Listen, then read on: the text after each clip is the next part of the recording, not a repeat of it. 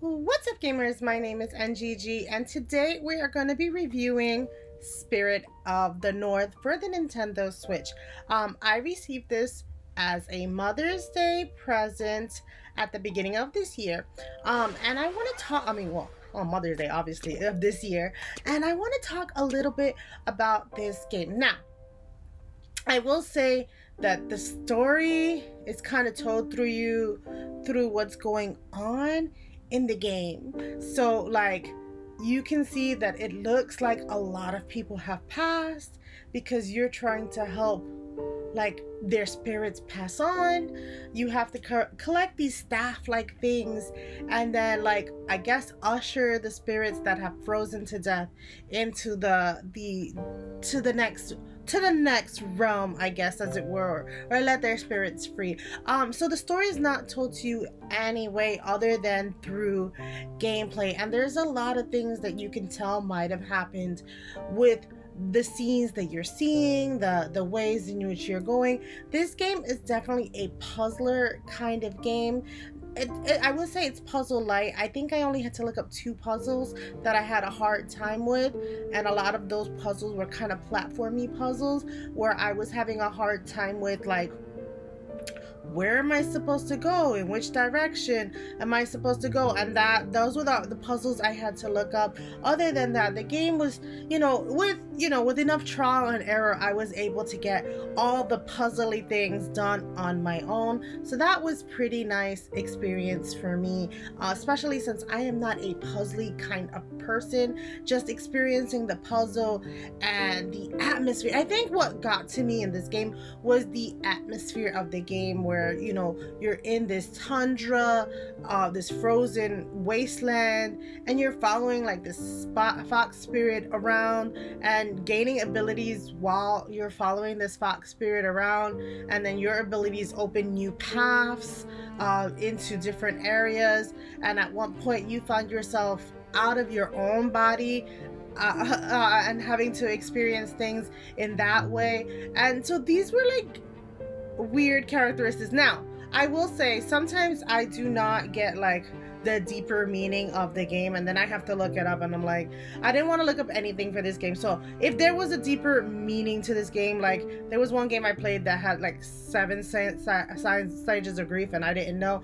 I don't know if this game has any like deeper meaning, and I will let you know I am short, so some things can swing right by in meaning, but visually and the way it played was beautiful. It is only a 6-hour experience.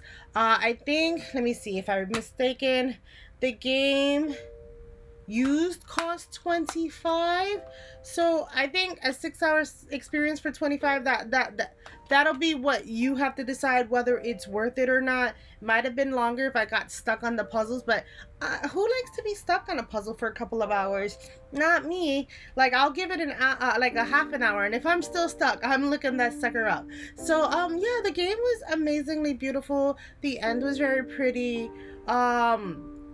I will say that at some points in the game it could be a little clunky, I did feel, but not very many places in the game were like that. The mechanics in the game and like having to purify things in the game was like, I don't know what the deeper meaning was supposed to be, but definitely a beautiful experience, like changing the world from like, it looked like, I feel like at one point it was like talking about pollution and stuff like that, and where you're trying to depollute the world just so you can move on to the next level. So stuff like that I thought was happening in the game. Whether it's true or not, I have no idea because I didn't look it up, but definitely a game I would say worth your time. Now let's give it a rating. I will say, because of how short it was, and I'm not a puzzly person, I will tell you that right now. I was gonna get a knock for being a puzzler. I thought it was a light platformer, but it's also a puzzler. So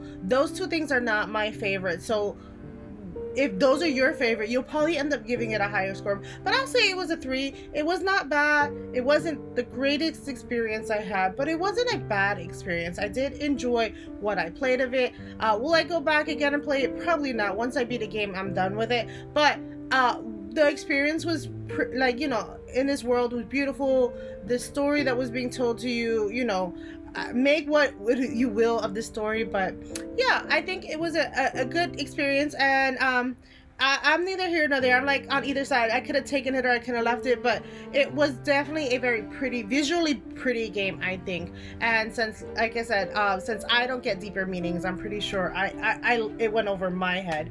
But if you enjoyed this review, and you want to give it a like, don't forget to give it a like on the bottom. If you played this game and understand the meaning of this game, let me know in the comments below what you thought of the game and what you thought the meanings were. I felt like for me it had to deal with pollution and like you know, the frozen age and stuff like that. But you let me know in the comments below, and thanks for watching. Happy gaming, guys. Bye.